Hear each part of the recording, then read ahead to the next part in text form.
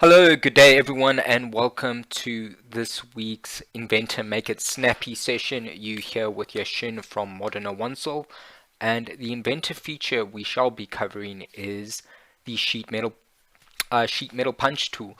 So the sheet metal punch tool is fantastic. It's essentially a library containing all your common punches that you may use for your fabrication of sheet metal parts. So how this works is in order to use the punch tool, you need to define points as a sketch where that punch is going to take place. So if you have a look at my model, I do have a sketch available. Just have a look at it.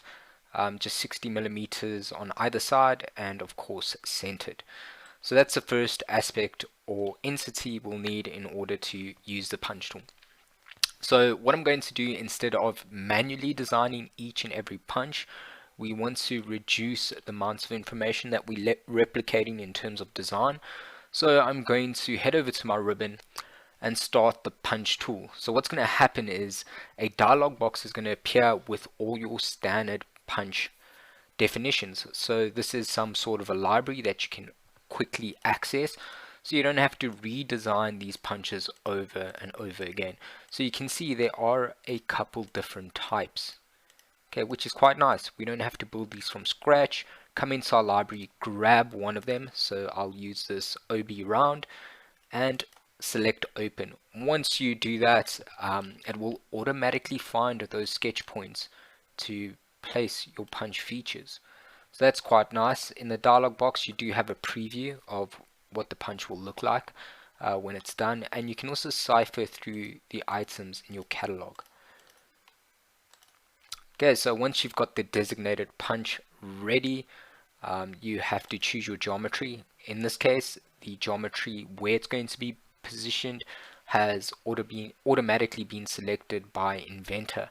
So in this geometry tab, what I'll probably most likely do is maybe change the angle a little bit, just by simply adding values to the angle definition.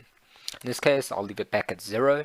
And then of course, the last step in the process is defining your size.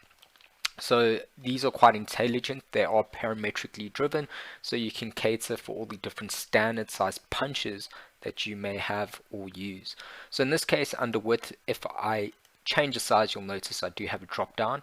Okay, and I can choose maybe 1 inch, for example. The length, let me go with the largest, 1.5 inches.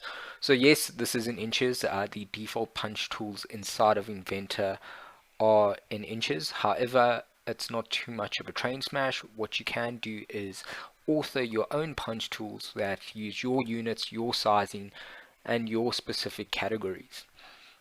Okay, so once those units have been defined, we simply select finish, and you'll notice your punch has been created.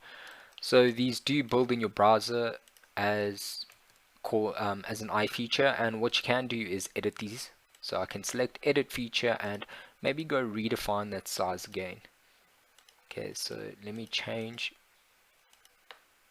the width. Okay, and there we go. Your punch feature automatically updates in size. Takes minimum effort as opposed to actually designing each of those by scratch.